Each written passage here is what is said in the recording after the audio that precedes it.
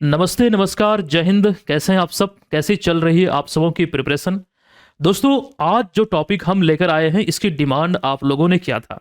दरअसल आपको मालूम है, कुछ दिन पहले बिहार विधानमंडल के दोनों सदनों में बिहार आर्थिक सर्वेक्षण और बिहार बजट दोनों पेश हुआ है और ऐसे में मुझे उम्मीद है कि अब तक इस टॉपिक को अच्छे तरीके से आप पढ़ चुके हैं। हालांकि हमने इस टॉपिक से संबंधित जो स्पेशल वीडियो है, जैसे बिहार बजट 26-27 की कंप्लीट जानकारी, और इससे पहले हमने आर्थिक सर्वेक्षण यानी कि इकोनॉमिक सर्वे ऑफ बिहार को लेकर एक सेपरेट वीडियो आपको दिया था। इसका पीडीएफ भी हमने आपको उपलब्ध कराया था। तो दोस्तों, वहां पर हमने आपसे पूछा था क्या ये टॉपिक का आपको एमसीक्यू प्रैक्टिस के लिए चाहिए, तो आप लोगों ने बोला था जी सर। तो इस दोनों टॉपिक को सम्मिलित करते हुए यहां पर 76 महत्वपूर्ण प्रश्न आपके बीच हम लेकर आए हैं। देखिए, बिहार बजट और इकोनॉमिक सर्वे से संबंधित प्रश्न एग्जाम में पूछे जाते हैं। दोस्तों, बिहार बजट से जनरली एक सवाल तो बनता ही बनता है और आर्थिक सर्वेक्षण वो कहीं और ज्यादा इंपॉर्टेंट है। कई लोग बजट को पढ़ते हैं लेकिन आर्थिक सर्वेक्षण नहीं पढ़ते हैं, तो दोनों को आपको पढ़ना है। एक एग्जाम्पल हम आपको दें, जून 2024 में बीपीएससी हेड मास्टर एग्जाम आयोजित हुआ था, तो वहां पर 2 प्रश्न बजट से संबंधित पूछा गया था। ये एक इंपॉर्टेंट टॉपिक है, पूरे वीडियो को ध्यान से देखिएगा। 76 महत्वपूर्ण प्रश्न इन दोनों टॉपिक से आपको देखने को मिलेगा। अच्छा, अगर अभी तक आपने बिहार बजट के इस वीडियो को और इसके बाद आर्थिक सर्वेक्षण वाला इस वीडियो को आपने नहीं देखा है तो जाइए इसे जरूर देखिएगा। ठीक है, सेशन की हम शुरुआत करते हैं, लेकिन दोस्तों उससे पहले आज आप सबों को हम एक अपडेट देना चाहते हैं। कुछ जानकारी हम आप लोगों से साझा करना चाहते हैं। ये जो तस्वीर में आप देख रहे हैं, दरअसल ये एक बैनर है, एक पोस्टर है, विराट हिंदू सम्मेलन। अच्छा, पहले हम इसकी बात कर लेते हैं। आरएसएस आप लोग नाम जानते हैं, प्रचलित है, बहुत बड़ी संस्था है। स्थापना 1925 में दशहरा के अवसर पर हुई थी। विजयादशमी के दिन अभी हाल ही में 100 वर्ष स्थापना का पूरा हुआ है। तो ऐसे में दोस्तों, जो आरएसएस संस्था है वो पूरे भारत में इस प्रकार का सम्मेलन का आयोजन कर रही है। तो हमारा जो क्षेत्र है, जिस क्षेत्र से हम लोग बिलोंग करते हैं, सीमांचल पूर्णिया में, एक्चुअली मेरे गांव में, जैसा कि गांधी घाट पटना में प्रत्येक सैटरडे संडे को ये आयोजन होता है, वाराणसी में भी ये आयोजन होता है गंगा आरती का, तो उसी तर्ज पर गंगा आरती और 2100 दीप यहाँ पर प्रज्वलित किया जाएगा तथा महाप्रसादी का भी आयोजन रखा गया है 13 फरवरी को तरोना घाट पुल नदी तट पर। तरोना मेरा पैतृक गांव है। दोस्तों, आप में से बहुत सारे लोग ऐसे होंगे जो पर्सनली मुझे जानते हैं, तो यहाँ ये ध्यान आपको रखना है, इसकी जानकारी शायद आपको पहले से मालूम होंगी, अगर नहीं भी है तो अब मालूम चल गई है, क्योंकि ये आस्था का विषय है और पहली बार हमारे क्षेत्र में ये आयोजन हो रहा है। मुझे नहीं याद कि पहले कभी गंगा आरती हुई भी है या फिर नहीं, तो हम लोग चाहते हैं कि ये जो आयोजन है वो सफल एक प्रकार से हो और आप लोगों की सहभागिता इसमें बहुत जरूरी है। बढ़ चढ़ के इसमें भाग लीजिए और इसको सफल बनाइए। दोस्तों, इसको लेकर जो बैठकें हुई है, कुछ तस्वीर जो न्यूज में मतलब आप देख रहे हैं, ये पेपर का ही कटिंग है। अब इसके बाद यहां पर एक चीज ये ध्यान रखना, पहले मैंने सोचा था इसको लेकर मैं यहां पर इस प्लेटफॉर्म पर आप लोगों को बताऊं, कुछ डिमांड है आप लोगों से। एक्चुअली आप इसे डिमांड ही समझिए। अब ये डिमांड क्या है, पहले मैं सोच रहा था कि नहीं लाऊं ये सारी चीजें, फिर मैंने सोचा कि क्यों ना आप लोगों से ये चीजें शेयर किया जाए। तो ये एक बड़ा आयोजन है, मेरे से जितना बन पा रहा, हमारे जैसे बहुत सारे लोग हैं जो इसमें सहयोग कर रहे हैं, तो मेरे से जितना बन पाया तो वो हमने इसमें किया ही है। आप लोग यहाँ पर इसको सफल बनाने को लेकर जितनी भी राशि सहायता तौर पर आप दे सकते हैं, मेरा एक रिक्वेस्ट है आप सभी से, जितना भी बन पा रहा है आप इसको स्कैन कीजिए, आप लोग यहाँ पर दीजिए सहयोग राशि के रूप में, और एक संस्था के रूप में ये चीजें हम आप सभी के नाम से यहाँ पर अलग से इसमें देंगे। हम तो दे ही रहे हैं, जितना सहयोग राशि बन पा रहा है हमसे हम दे रहे हैं, और आप लोग से जितना बनेगा जरूर दीजिएगा। तो बस यहाँ पर यही बतलाना था। फिलहाल अब यहाँ पर हम सेशन की शुरुआत करते हैं, आपका ज़्यादा वक्त न लेते हुए, क्योंकि आप लोगों को भी बहुत बोरिंग सा महसूस हो रहा होगा। मैं ये चीज़ें समझ रहा हूँ, क्योंकि मैं पहले कभी भी इस तरह की चीज़ें आप लोगों से डिमांड नहीं किया हूँ। आप पहली बार देखे होंगे, पिछले 6 साल से जो मैं यहाँ पर पढ़ा रहा हूँ, ये पहली बार है जब यहाँ प्रत्यक्ष मैं आप लोगों के सामने कुछ इस प्रकार का डिमांड रखा हूँ। दोस्तों, आज जो ये टॉपिक हमारा है, जिसमें एक्चुअली हम बिहार बजट और आर्थिक सर्वेक्षण को कवर करेंगे, तो फिलहाल कुछ जानकारी जो बिहार बजट को लेकर हमने आपको पढ़ाया हुआ है स्पेशल वीडियो में, वो चीज़ें आप यहाँ पर थोड़ा देख लीजिए। हालांकि ये चीज़ें हम यहाँ पर आपको पढ़ाएंगे नहीं, सीधे हम एमसीक्यू पर यानी कि प्रश्नों पर चलेंगे, जो 76 प्रश्न है उसको कवर करने की दिशा में। तो ये जानकारी यहाँ पर ध्यान रखिएगा, ये तमाम चीज़ें हमने अच्छे से आपको पढ़ाया हुआ है। अच्छा, आप सोचेंगे कि सर ये 7 निश्चय की जानकारी क्यों दे रहे हैं? क्योंकि यहाँ पर ध्यान दीजिएगा, ये जो यहाँ पॉइंट आप देख रहे हैं, ये जो बजट है ये 7 निश्चय रोड मैप के अनुरूप ही तैयार हुआ है। तो इसलिए यहाँ पर हमने 7 निश्चय जो फेज 3 अभी चल रहा है उसको लेकर जानकारी लिखा है। इससे पहले जो 2 फेज था, पार्ट 1 और पार्ट 2, उसकी जानकारी है। और डिटेल में जितनी भी जानकारी बजट से संबंधित आपको याद रखनी चाहिए, जो एग्जाम में प्रश्न के रूप में पूछे जा सकते हैं, वो तमाम चीजें आपके बीच हमने रखा है।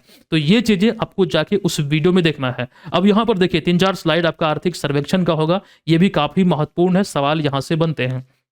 तो ये तमाम चीजें आप देखिए, और इसका फ्री में पीडीएफ फाइल आप बीएम ऑनलाइन लर्निंग ऐप से डाउनलोड कीजिएगा। ऐप का ये लोगो है, एप्लीकेशन को प्ले स्टोर से डाउनलोड कर लीजिए। 50,000 से अधिक लोग ऑलरेडी डाउनलोड किए हुए हैं। और जब आप अपने नंबर से रजिस्टर कर लेंगे तो यहाँ एक देखिए फ्री वीडियोज करके सेक्शन आपको दिख रहा है, इस पर क्लिक कीजिएगा। वहां पर 2 सेक्शन आपको दिखेगा, वीडियो और पीडीएफ का। तो पीडीएफ में क्लिक करके ये दोनों, बिहार खास करके जो हमने बजट की बात किया और आर्थिक सर्वेक्षण की बात किया, दोनों का आप वहां से डाउनलोड कर सकते हैं। और ये वाला पीडीएफ जो है ये बिहार स्पेशल का वार्षिकांक है, आप लोग लेना चाहे तो इस बैच में आपको मिल जाएगा, करंट अफेयर्स का विजेता बैच में। कूपन कोड अप्लाई कर दीजिएगा, न्यू 15, 15% का डिस्काउंट मिल जाएगा तमाम कोर्स में जो भी आपको ज्वाइन करना है। चलिए अब यहां पर फाइनली हम सेशन की शुरुआत करते हैं, नॉन स्टॉप, बीच में बिना इंटरप्ट किए हुए हम यहां पर 76 प्रश्न को कवर करेंगे। ठीक है, तैयार है आप लोग? और सभी को काउंट कीजिएगा कि 76 में से आपका कितना सही होता है। ठीक है, ताकि आपको भी फील हो कि चलिए प्रिपरेशन हमारा अच्छा हुआ। और प्रश्न अगर गलत हो तो घबराइएगा नहीं, क्योंकि आप गलती करेंगे तभी तो सीखेंगे ना। नहीं तो गलती के डर से आप वीडियो ही नहीं देखेंगे, क्लास को ही फॉलो नहीं करेंगे, तो वो तो कहीं और भी बेकार बात होगी। चलिए, पहला प्रश्न आपके बीच है कि बिहार में नीतीश कुमार के नेतृत्व वाली एनडीए सरकार के तहत किस वित्त मंत्री ने 3 फरवरी 2026 को बिहार विधानमंडल के दोनों सदन, बिहार विधानसभा और बिहार विधान परिषद में वित्त वर्ष 26-27 का बजट प्रस्तुत किया है? अच्छा, पहले हम लोग बजट के प्रश्नों को देखेंगे। तकरीबन 41 या 42 प्रश्न बजट का होगा और रिमेनिंग होगा आर्थिक सर्वेक्षण का। तो दोस्तों यहां पर जो आप देख रहे हैं ये प्रश्न, इसमें देखिएगा वर्तमान में बिहार के जो वित्त मंत्री हैं वो है विजेंद्र प्रसाद यादव। इन्हीं के द्वारा अभी बजट पेश किया गया है। आप लोग इसको हल कीजिए, काउंट करते रहिएगा।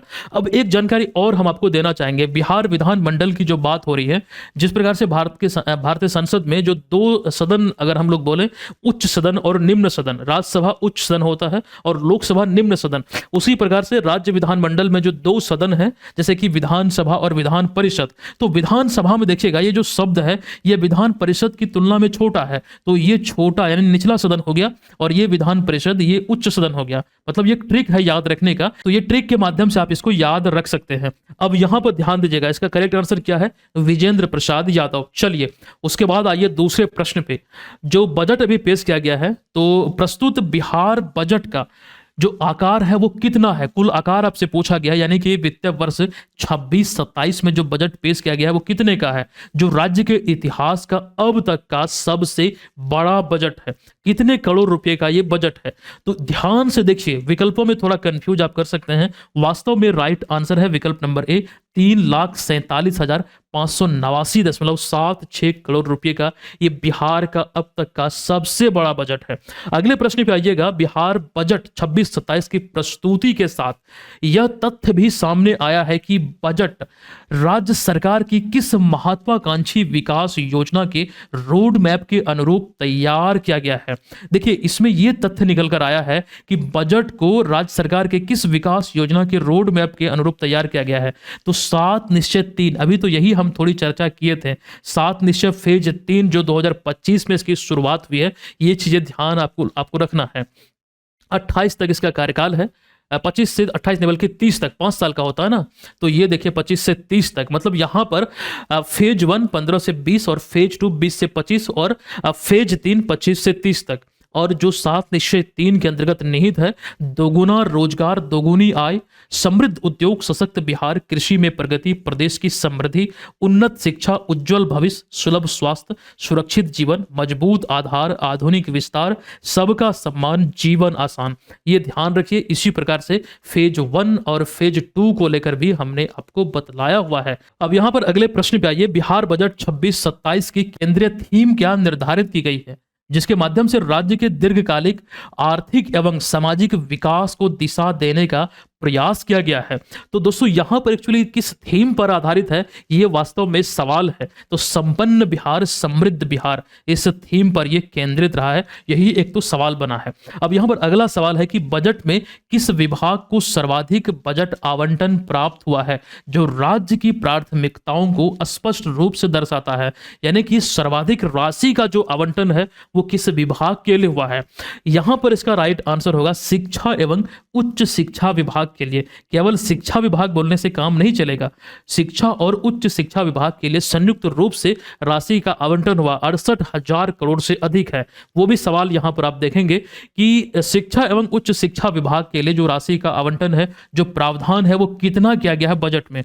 तो जो विकल्प आपको दिख रहा है, देखिए अभी हमने क्या हिंट आपको दिया कि 68,000 करोड़ से अधिक है, तो 68,216.95 करोड़ रुपए।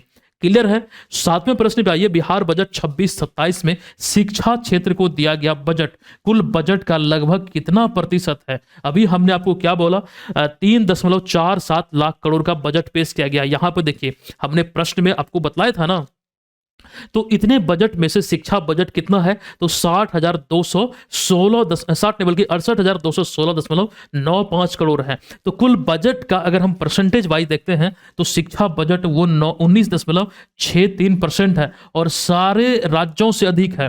भारत में अगर आप देखेंगे शिक्षा बजट किस राज्य का सबसे अधिक है, तो बिहार का शिक्षा बजट सबसे अधिक है। चलिए अगला प्रश्न पे आइए। अगला प्रश्न का आंसर कीजिए। इसका राइट आंसर क्या होगा। बिहार बजट 26-27 के अनुसार राज्य सरकार द्वारा अनुमानित राजकोषीय घाटा जीएसडीपी यानी कि ग्रोस स्टेट डोमेस्टिक प्रोडक्ट का लगभग कितना प्रतिशत रहने का अनुमान है।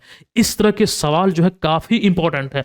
इसका जो राइट आंसर है दोस्तों वो है, जो परसेंटेज में अनुमान है, ये 2.99%। विकल्प नंबर सी इसका राइट आंसर होगा। इस तरह के सवाल आपको एग्जाम में पूछे जाएंगे। अब इसी में सवाल यह है, जो पूंजीगत व्यय है यानी कि कैपिटल एक्सपेंडिचर है, इसको लेकर है कि इसके रूप में कितनी राशि का प्रावधान किया गया है। अब देख लीजिए यहां पर एक्चुअली राशि आपको पूछा गया है, तो इसका जो राइट आंसर यह है विकल्प नंबर ए, 63,455.84 करोड़ रुपए। जब भी कैपिटल एक्सपेंडिचर की बात होगी तो इस रूप में कितनी राशि, तो 63,455.84 करोड़। अगला प्रश्न है योजना व्यय यानी कि प्लान एक्सपेंडिचर के लिए लगभग कितनी राशि निर्धारित की गई है। तो इस सवाल का भी राइट आंसर होगा विकल्प नंबर ए, 1,22,155 करोड़ रुपए। दोनों को देख लीजिए, यहां पर होगा 63,455.84 और यहां पर होगा आपका 1,22,155 करोड़। अगले प्रश्न पे आइएगा। बजट में सामाजिक कल्याण की योजनाओं पर सर्वाधिक व्यय किए जाने का उल्लेख है। यानी कहने का अर्थ यहां पर यह है कि सामाजिक कल्याण में जो योजनाएं हैं उसमें सबसे अधिक राशि बिहार सरकार खर्च करती है। पता है कि राज्य सरकार की सबसे बड़ी आय स्रोत कहां से प्राप्त होती है। देखिए प्रश्न को हमने किस प्रकार से लिखा है, इसमें इस वाले पॉइंट में एक तो छुपा हुआ सवाल है कि सामाजिक कल्याण योजनाओं में सर्वाधिक राशि बिहार सरकार खर्च करती है, लेकिन सबसे बड़ी आय का स्रोत है केंद्रीय करों में राज्य का हिस्सा। बजट में सारी बातें निकल कर आई है, ध्यान रखिए। अगले प्रश्न पे आइए कि बजट में महिला सशक्तिकरण के तहत लगभग कितनी महिला, जो कि जीविका दीदियों की एक्चुअली बात हो रही है, इनको प्रत्यक्ष रूप से लाभ पहुंचाने का लक्ष्य रखा गया है। तो दोस्तों ये जो सवाल है इसका राइट आंसर विकल्पों में देखिएगा तो 1.56 करोड़ महिलाओं को, ठीक है, 1,56,00,000 महिलाओं को ये एक प्रकार से लाभ पहुंचाने का लक्ष्य निर्धारित है। अगला प्रश्न है 2026-27 की बजट में सामाजिक कल्याण से जुड़ी योजनाओं के लिए कितनी राशि का प्रावधान किया गया है। देखिए सामाजिक कल्याण से खास करके जुड़ी हुई योजनाओं के लिए जो राशि का प्रावधान है ये 7,724 करोड़ रुपए का प्रावधान किया गया, जो इस बार 26-27 के बजट की हम बात कर रहे हैं। चलिए अगला प्रश्न है 7 निश्चय 3 के अंतर्गत गरीब महिलाओं को आत्मनिर्भर बनाने के लिए कितनी आर्थिक सहायता देने का प्रावधान है? अच्छा, ये सवाल बहुत आसान है, आप लोग इसका आंसर देखते ही कर देंगे। 2 लाख रुपए देने की बात सरकार ने कही थी, अब इसको बजट में भी शामिल कर दिया है। क्लियर है? अब यहां पर देखिएगा अगला सवाल, बिहार बजट 26-27 में किस योजना के तहत किसानों को पीएम किसान योजना के अतिरिक्त वार्षिक 3,000 रुपये की सहायता राशि दी जाएगी? इंपॉर्टेंट एक सवाल है, और ऐसे में इसका जो राइट आंसर है, इसके लिए इस योजना की बात कही गई है जननायक कर्पूरी ठाकुर किसान सम्मान निधि। जो पीएम किसान योजना के तहत जो सम्मान राशि किसानों को मिलती है 6,000 रुपये, इसके अतिरिक्त है 3,000। तो अतः आप ये बोल सकते हैं जो पात्र किसान होंगे, जो लाभार्थी होंगे, उनको 9,000 राशि अब मिलेगा। चलिए, बिहार बजट 26-27 के तहत कितने नए एक्सप्रेस वे बनाने की घोषणा बजट में की गई है? तो इसकी संख्या कुल मिला के 5 है जो बजट में कही गई है। अगले प्रश्न पे आइए, बिहार बजट 26-27 में प्रत्येक पंचायत में किस प्रकार के स्कूल स्थापित करने का प्रावधान है? हमने ये सारी चीजें दोस्तों थ्योरी के रूप में आपको पढ़ाया हुआ है। मॉडल स्कूल इसका राइट आंसर हो जाएगा। अगला सवाल है कि बिहार बजट 26-27 में युवाओं के कौशल विकास हेतु प्रत्येक प्रमंडल में क्या स्थापित किया जाएगा? तो मेगा स्किल सेंटर स्थापित किया जाएगा। चलिए, मजा आ रहा होगा यहाँ पर, सभी सवालों को एकदम ध्यान से याद कीजिएगा, यहाँ से एग्जाम में सवाल बनेंगे। अगला प्रश्न है 26-27 बजट में किस विभाग के लिए लगभग 23,701 करोड़ रुपए का प्रावधान किया गया है? अब देखिएगा, इसमें जो राइट आंसर है वो है ग्रामीण विकास विभाग। और दोस्तों, ये सारी चीजें जिस प्रकार से हमने इसको याद किया है रट के, आपको भी रट के ही याद करना होगा, क्योंकि ये आंकड़े वाले जो सवाल हैं इसमें आप 3-4 बार देखेंगे ना, ये आपको याद हो जाएगा। जैसे मान लीजिए अभी हमने आपको पढ़ाया है, क्योंकि बजट हर बार नया आता है, वो हमने पढ़ा, वो आपको हमने पढ़ाया। हमने आर्थिक सर्वेक्षण को पढ़ा, वो आपको पढ़ाया, क्योंकि मुझे जब याद रहता तभी तो हम यहाँ पर आपको पढ़ा रहे हैं ना। तो आप लोग भी जब इसको अच्छे तरीके से आप पढ़ेंगे तो आपके दिमाग में सेट हो जाएगा, और एग्जाम में सवाल बनेगा तो 1 अंक आपको मिलेगा, और बल्ले बल्ले रहेगी वहां पर आपकी। चलिए, अगला सवाल है, बिहार बजट 26-27 में स्वास्थ्य विभाग के लिए कितनी राशि का प्रावधान किया गया है? दोस्तों, स्वास्थ्य विभाग के लिए 21,270.40 करोड़ रुपए का प्रावधान है। बजट 26-27 में गृह विभाग के लिए कितनी राशि का प्रावधान है? अब गृह विभाग की अगर हम बात करें तो यहां पर देखिएगा, इसका राइट आंसर है विकल्प नंबर डी, 20,132.87 करोड़ रुपए का प्रावधान किया गया है गृह विभाग के लिए। अच्छा, गृह मंत्री इस समय बिहार के कौन है? जरा आप लोग कमेंट करके बताएंगे गृह मंत्री कौन है बिहार के। आप लोगों को मालूम होगा, सम्राट चौधरी है। चलिए, बतला दिया मैंने यहाँ पे। फिलहाल अगला प्रश्न है कि बिहार बजट 26-27 में सड़क निर्माण विभाग के लिए कितना बजट प्रावधान किया गया है? देखिए, सड़क निर्माण विभाग की बात अगर यहां पर करें तो राइट आंसर यहां पर हो जाएगा विकल्प नंबर डी, यानी कि 18,716 करोड़ रुपए का प्रावधान किया गया है। विकल्प नंबर डी करेक्ट है।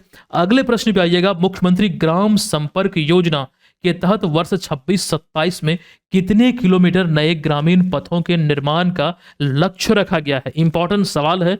ग्रामीण पथों की अगर हम बात करें तो इसमें 3,000 किलोमीटर, बेसिकली यहां पर सवाल क्या पूछा गया है कि कितने किलोमीटर नए ग्रामीण पथों का निर्माण होगा, तो 3,000 किलोमीटर का लक्ष्य रखा गया है। अगला सवाल है कि ऊर्जा विभाग के लिए कितनी राशि का आवंटन हुआ है? ऊर्जा विभाग की जब बात हो रही है, इसमें देखिएगा इसका राइट आंसर होगा विकल्प नंबर सी, 18,737.06 करोड़ रुपए। अच्छा, यहीं पर अगर ऑप्शन में यहां पर कुछ और चीजें हो जाती, जैसे मान लीजिए यहां 0.7, और इस तरह से कंफ्यूजन आपका बढ़ जाता, तो ये आंकड़े जब आप देखेंगे, याद रखेंगे, तभी ये संभव हो पाएंगे।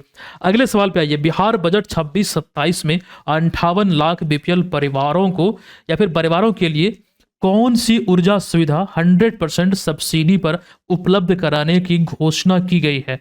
तो इसमें जो राइट आंसर वो होगा इसका, ये विकल्प नंबर डी, यानी कि 1.1 kilowatt rooftop solar power plant. विकल्प नंबर डी यहां पर राइट आंसर होगा।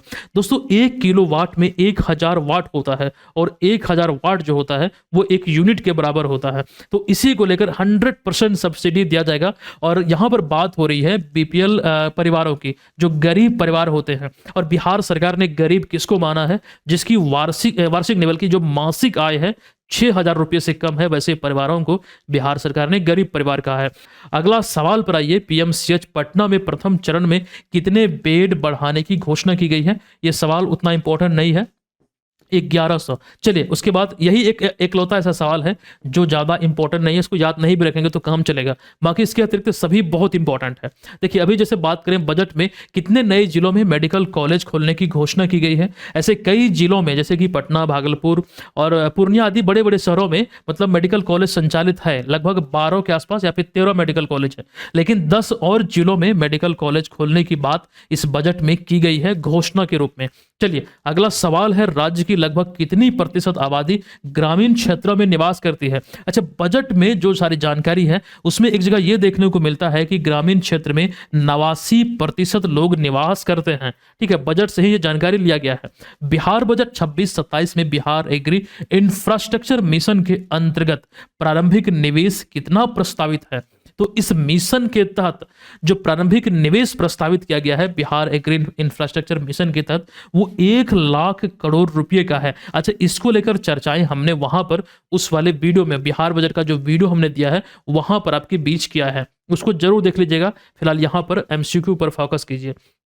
चलिए, किस क्षेत्र में 50 करोड़ रुपए के निजी निवेश को बढ़ावा देने की बात कही गई है बजट 26-27 में। तो औद्योगिक क्षेत्र को, तो यहां पर देख लीजिए औद्योगिक या फिर उद्योग क्षेत्र विकल्प नंबर ए में है। अगर आपसे यह सवाल पूछा जाता है कि बिहार के उद्योग मंत्री कौन है, आप लोग बताइए बिहार के उद्योग मंत्री कौन है। अगले प्रश्न पे आइए, बिहार बजट 26-27 में अनुमानित विकास दर कितनी बताई गई है।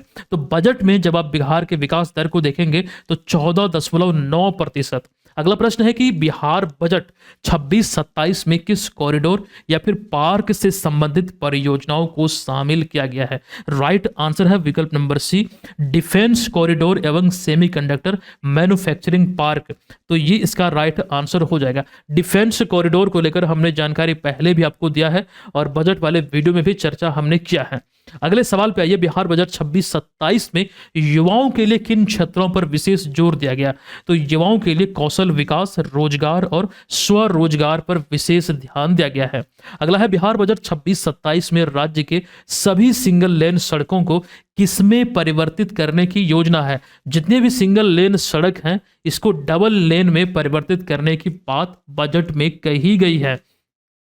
अगला प्रश्न है कि बजट के अनुसार यह बजट मुख्य रूप से किस लक्ष्य की ओर बिहार को ले जाने का रोड मैप प्रस्तुत करता है। तो बिहार को विकसित बिहार और आत्मनिर्भर बनाने की ओर अग्रसर करता है, उसी का एक रोड मैप है। सवाल इस तरह से भी पूछा जा सकता है आपको, और ये ऐसा नहीं कि बना के ये प्रश्न लिखा गया है, बजट में सारी चीज आपको दिखेगा। एक और सवाल यहां पर देखिए कि बिहार बजट 26-27 में राजस्व एवं प्रतिबद्ध व्यय यानी कि रेवेन्यू एंड कमिटेड एक्सपेंडिचर के रूप में लगभग कितनी राशि का प्रावधान किया गया है, जो कुल बजट का लगभग 65% है। तो यहां पर देखिएगा इसका राइट आंसर हो जाएगा, जिसमें कि राजस्व और प्रतिबद्ध व्यय यानी कि रेवेन्यू और कमिटेड एक्सपेंडिचर की अगर हम बात करेंगे, कमिटेड आप लोग आई होप के समझ रहे हैं, है ना, कमिटेड आप लोग समझ रहे होंगे। तो इसमें राशि का जो प्रावधान है वो 2,25,434 करोड़ रुपए है। ये सवाल भी काफी इंपॉर्टेंट है। कुल बजट का ये 65% हिस्सा ये कवर करता है, 65%। अगला सवाल है कि बजट 26-27 में राज्य सरकार द्वारा सबसे अधिक व्यय किस क्षेत्र में किए जाने का उल्लेख किया गया है। अच्छा, ये चर्चा अभी थोड़ी देर पहले हमने किया था सामाजिक कल्याण योजनाओं में। अब तक तो यही मतलब योजना मतलब इसमें आगे है जिसमें राज्य सरकार सबसे अधिक खर्च करती है। चलिए, बजट के अनुसार राज्य सरकार की आय का सबसे बड़ा स्रोत कौन सा है। तो केंद्रीय करों में राज्य का हिस्सा। अच्छा, ये प्रश्न लगता है रिपीट हुआ है, केंद्रीय करों में राज्य का हिस्सा। ये सवाल अभी थोड़ी देर पहले आया भी था मेरे ख्याल से। एक सवाल यहां पर है, बिहार बजट 26-27 में युवाओं को रोजगार योग्य बनाने के लिए किस मॉडल के तहत मेगा स्किल सेंटर स्थापित किए जाएंगे। तो मेगा स्किल सेंटर बनाया जाएगा जो स्थापित होगा, जो प्रावधान एक्चुअली में है हब एंड स्पोक मॉडल के अंतर्गत बजट में ये कहा गया। अगले सवाल पर आइए कि बिहार बजट जो सरकार द्वारा भी हाल ही में जारी हुआ है, तो बिहार बजट 26-27 की मुख्य विषय यानी कि थीम क्या है। तो बिहार बजट 26-27 का थीम है संपन्न बिहार, समृद्ध बिहार। ठीक है, जैसा कि बिहार दिवस जो मनाया गया 2025 में 113वां बिहार दिवस, उसका थीम क्या था? उन्नत बिहार विकसित बिहार। अभी 26 वाला जो थीम होगा वो हम जरूर बतलाएंगे। 114वां बिहार दिवस 2026 में मनाया जाएगा। कौन सा? 114वां, 22 मार्च को। देखिए 22 मार्च 1912 को बंगाल प्रेसिडेंसी से अलग हुआ था बिहार। चलिए यहां पर अगला सवाल है, बजट 26-27 में किन 5 मूल संकल्पों के आधार पर तैयार किया गया है, या फिर बजट को तैयार जो किया गया है ये किस 5 मूल संकल्प पर यह तैयार किया गया है? इसका राइट आंसर होगा विकल्प नंबर डी, ज्ञान, ईमान, विज्ञान, अरमान और सम्मान। ये 5 जो संकल्प है, इसको लेकर ये बजट तैयार किया गया है। तो बजट में यहां पर 41 प्रश्न थे। अब आर्थिक सर्वेक्षण का जो प्रश्न है उसको देखिए, क्योंकि ये भी देखना बहुत जरूरी है। बहुत सारे लोग आर्थिक सर्वेक्षण को छोड़ देते हैं, छोड़ना नहीं है।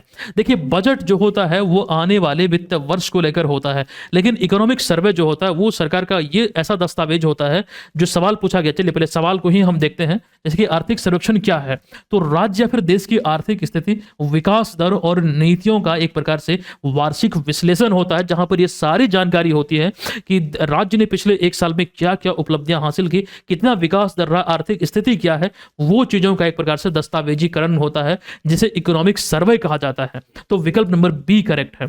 अगले सवाल पर आइए कि बिहार विधानसभा के इतिहास में पहली बार आर्थिक सर्वेक्षण कब हुआ था, पेश कब किया गया था? 2006-7 में। और इसी में एक सवाल बनेगा कि उस समय वित्त मंत्री कौन थे?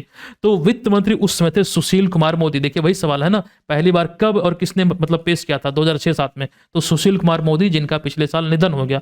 चलिए अगले सवाल पर आइए कि अभी हाल ही में 25-26 के लिए जो आर्थिक सर्वेक्षण जारी हुआ है, यह कौन सा संस्करण है? तो 20वां संस्करण है।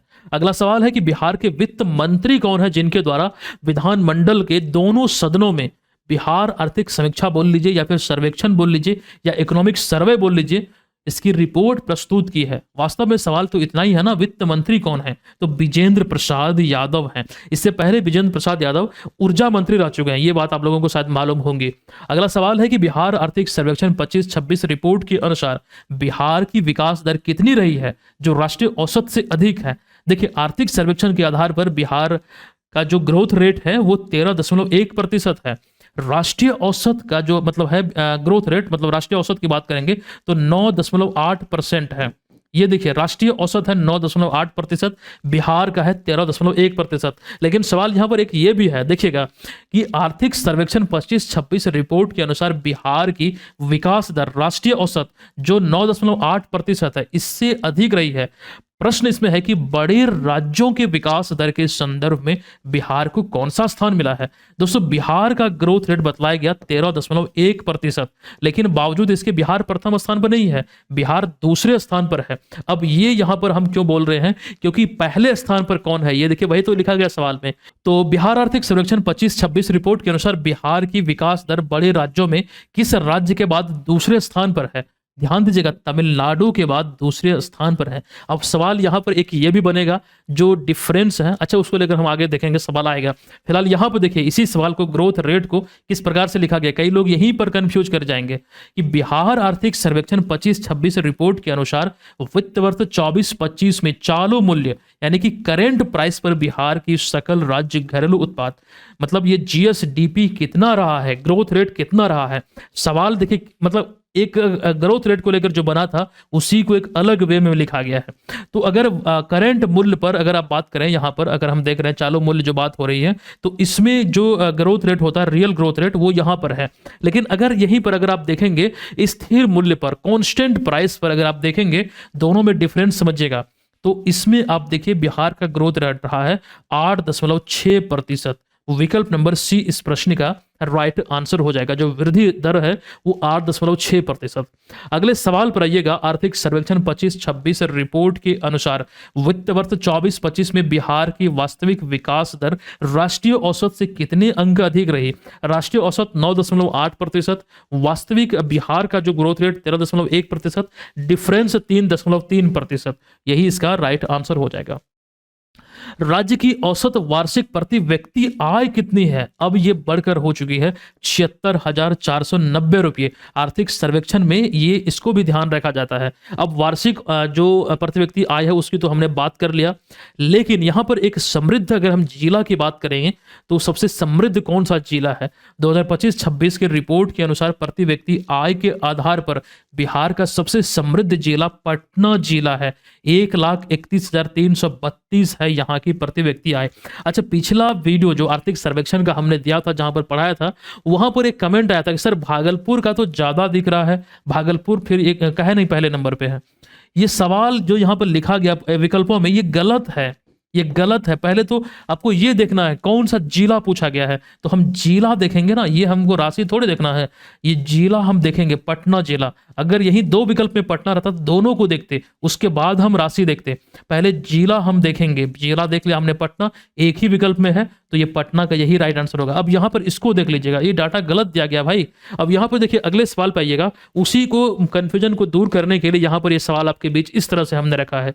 प्रति व्यक्ति आय के मामले में शीर्ष जिलों का कौन सा मिलान सत्य है? अब यहां पर देखिए पटना, बेगूसराय और मुंगेर। पटना का 1,31,332, बेगूसराय का 61,000 से अधिक, मुंगेर का 54,000 से अधिक।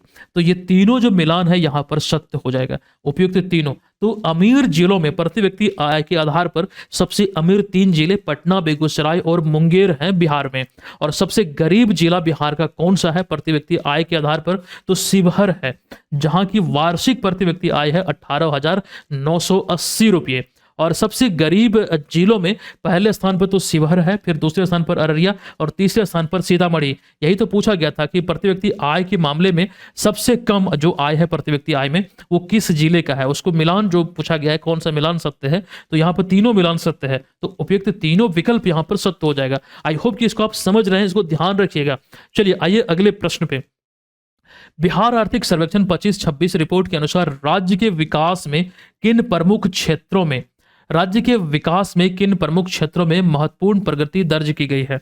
मतलब यहां पर यह कहा जा रहा है कि राज्य का जो विकास हुआ उसमें किन प्रमुख क्षेत्रों की महत्वपूर्ण प्रगति दर्ज हुई है? तो कृषि, उद्योग और सेवा क्षेत्र। अच्छा दोस्तों, यहां पर अगर हम बात करें, अच्छा सवाल को ही हम देख लेते हैं, यहां पर वो चीजें आपके बीच हमने रखा, अगले सवाल में होगा। फिलहाल ये सवाल को देखिए कि आर्थिक सर्वेक्षण 25-26 के अनुसार राज्य सरकार ने किस वर्ष तक आय दोगुनी करने और बड़े पैमाने पर रोजगार के अवसर सृजित करने का लक्ष्य रखा है? तो यह लक्ष्य है अगले 5 वर्ष 2030 तक का। ठीक है, विकल्प नंबर सी यहां पर इसका राइट आंसर होगा। और इसी तरह का एक सवाल अलग वे में कि इस सर्वेक्षण में वित्त मंत्री विजेंद्र प्रसाद यादव ने किस समय अवधि तक बिहार को विकसित बनाने का लक्ष्य बतलाया है? तो अगले 5 वर्षों में विकसित बिहार बनाने का लक्ष्य इन्होंने बतलाया है। अगला सवाल है कि बिहार आर्थिक सर्वेक्षण 25-26 रिपोर्ट के अनुसार पटना और शिवहर जिला की प्रति व्यक्ति आय में पाया गया अंतर किस आर्थिक समस्या को उजागर करता है? जहां एक और पटना का जो वार्षिक प्रति व्यक्ति आय है 61,000 रुपया है और शिवहर का 18,000 से थोड़ा अधिक है। तो ये जो है एक प्रकार से जो विकल्प आप देख रहे हैं, यहाँ पर आपकी मनोस्थिति, मानसिक स्थिति को जांचने का एक सवाल हो सकता है। जो विकल्प आप देख रहे हैं यहाँ पर थोड़ा हिंट लगाइए, समझिए कि वास्तव में क्या पूछा जा रहा है। एक प्रकार से ये क्षेत्रीय असमानता को दर्शाता है। शिवहर उतना डेवलप नहीं है, बाढ़ आदि की समस्या है जिस वजह से आय उतनी अधिक यहाँ पर नहीं हो पाती है। पटना डेवलप्ड है तो यहाँ पर अधिक है, वैसे राजधानी भी है। चलिए अगला सवाल है कि बिहार आर्थिक सर्वेक्षण 25-26 के अनुसार वित्त वर्ष 25-26 में चालू कीमतों पर यानी कि करेंट प्राइस पर राज्य का सकल राज्य घरेलू उत्पाद कितना है? अभी हमने ग्रोथ रेट को लेकर बात किया था 13.1%। अब यहाँ आंकड़ों में बात हो रही है तो 9.91 लाख करोड़, ये चीजें ध्यान रखिएगा। अगला सवाल है कि चालू कीमतों पर राज्य के कुल जीएसडीपी में सबसे अधिक योगदान किस क्षेत्र का है?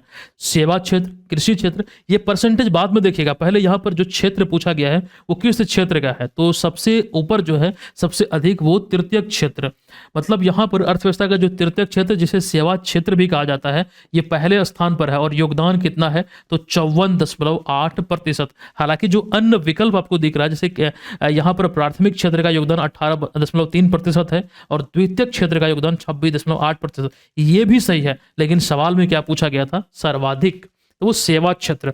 अब यहाँ पर देखिए उसी सवाल को हमने अलग वे में लिखा है कि आर्थिक सर्वेक्षण 25-26 के अनुसार राज्य के कुल जीएसडीपी में द्वितीयक क्षेत्र, जिसे उद्योग क्षेत्र भी कहा जाता है, इसका योगदान कितना है? तो द्वितीयक क्षेत्र का जो योगदान है दोस्तों 26.8% है। विकल्प नंबर बी यहाँ पर इस प्रश्न का राइट आंसर होगा। और प्राथमिक क्षेत्र का योगदान कितना है? जो कि प्राथमिक क्षेत्र अर्थव्यवस्था का वो क्षेत्र होता है जो प्राकृतिक संसाधनों के सीधे उपयोग से संबंधित है। तो यहां पर इसका जो राइट आंसर होगा वो होगा 18.3%। विकल्प नंबर ए करेक्ट है। अगला सवाल है कि निम्नलिखित में से कौन सा कथन सही है? कृषि क्षेत्र का योगदान सेवा क्षेत्र में अधिक है? नहीं, ये असत्य है। उद्योग और सेवा क्षेत्र का कुल योगदान 81.6% है, ये भी असत्य है। कृषि और उद्योग क्षेत्र का कुल योगदान जब इसको आप जोड़ेंगे तो 45.1% होगा, ये बिल्कुल सत्य है। और ये वाला भी असत्य है। सेवा क्षेत्र का योगदान तृतीयक क्षेत्र से कम है, नहीं ये भी असत्य है, मतलब द्वितीयक क्षेत्र से कम है। सेवा क्षेत्र को ही तृतीयक क्षेत्र कहा जाता है ना, अभी तो हमने यही बतलाया था ना। देख रहे हैं, ये चीज आप लोग याद रखिएगा तभी जाके सफलता आपकी कदम चूमेगी। अगले प्रश्न पे आइए। चालू कीमतों पर 25-26 में राज्य का जीएसडीपी 9.91 लाख करोड़ यानी ग्रोथ रेट 13.1% रही। यहां तक पहुंच गया है, मतलब ये आंकड़े की बात हो रही है, पहुंच गया है, जिसमें अर्थव्यवस्था के विभिन्न क्षेत्रों के योगदान के संदर्भ में कौन सा मिलान सत्य है? तीनों के तीनों यहां पर जो है तृतीयक, द्वितीयक और प्राथमिक, ये जो यहां पर लिखा गया है योगदान 54.8, 26.8 और 18.3%।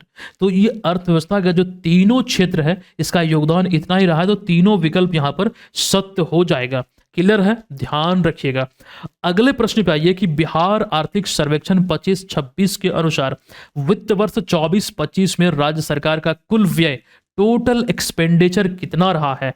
जो टोटल खर्च है वो कितना रहा है? 2.82 लाख करोड़ रुपए रहा। और बजट कितना था? 3.16 लाख करोड़ के आसपास, है ना, इससे अधिक था।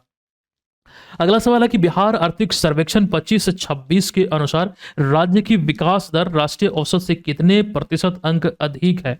तो अभी हमने बतलाया था 3.3% अधिक है। अगला सवाल है कि बिहार आर्थिक सर्वेक्षण 25-26 के अनुसार राज्य सरकार के कुल व्यय में योजना व्यय यानी कि प्लान एक्सपेंडिचर का जो हिस्सा है वो 24-25 में कितना था? तो राइट आंसर यहां पर हो जाएगा 39.9%। अच्छा, जो भी सवाल आपको समझ में नहीं आए, जैसे मान लीजिए इसी सवाल की हम बात करें तो एक दो बार पढ़िए कि सवाल पूछा क्या जा रहा है। तो इसमें हिस्सेदारी था 39.9%। अगले सवाल पे आइएगा। बिहार आर्थिक सर्वेक्षण 25-26 के अनुसार 19 से लेकर 25 के बीच स्वास्थ्य केंद्रों की संख्या 12,190 से बढ़कर कितनी हो गई है? 2019 में जहां 12,190 थे वो 2025 में बढ़कर हो चुकी है 13,150। बात हम कर रहे हैं स्वास्थ्य केंद्रों की, आर्थिक सर्वेक्षण के आधार पर। बिहार आर्थिक सर्वेक्षण 25-26 के अनुसार प्रति 10 लाख जनसंख्या पर स्वास्थ्य केंद्रों का अनुपात 2019 में 114 था। 2025 में यह अनुपात कितने तक रह गया? प्रति 10 लाख की आबादी के आधार पर यहां पर बात हो रही है। देखिए सवाल दोनों अलग वे में पूछा गया है, तो इसी आधार पर यहां पर देखिए 114 से बढ़कर ये 126 हुआ है। विकल्प नंबर सी यहां पर इस प्रश्न का राइट आंसर हो जाएगा। अब यहां पर अगला प्रश्न है कि बिहार आर्थिक सर्वेक्षण 25-26 के अनुसार वित्त वर्ष 25-26 में राज्य ने कितना बिजली उत्पादन किया है, जो एक नया रिकॉर्ड है? तो वित्त वर्ष 25 में या फिर 25-26 में 8,752 मेगावाट बिजली का उत्पादन बिहार किया है, जो एक रिकॉर्ड स्थापित किया है। अब तक ये सबसे अधिक है। बिहार सरकार वर्तमान में कितने प्रतिशत उपभोक्ताओं को 125 यूनिट तक बिजली मुफ्त प्रदान कर रही है? तो राइट आंसर होगा लगभग 90%। अच्छा, कई जगहों पर आपको 88 भी दिख सकता है, लेकिन 90 ज्यादातर आपको दिखेगा, तो ये चीजें 90 ही मेरे ख्याल से आप मानिएगा। विकल्पों के आधार पर चयन कीजिएगा, अगर विकल्प 90 ना हो विकल्प में तो 88 को आप मान सकते हैं। चलिए उसके बाद अगले प्रश्न पे आइए कि बिहार आर्थिक सर्वेक्षण 25-26 के आंकड़ों के अनुसार राज्य में चालू कारखानों की संख्या 2014-15 में 2942 का मतलब थी कारखानों की संख्या जो चालू थे। 2023-24 में इसकी संख्या घट गया, यानी कि पिछले 10 वर्षों में 250 कारखाने कम हुए हैं।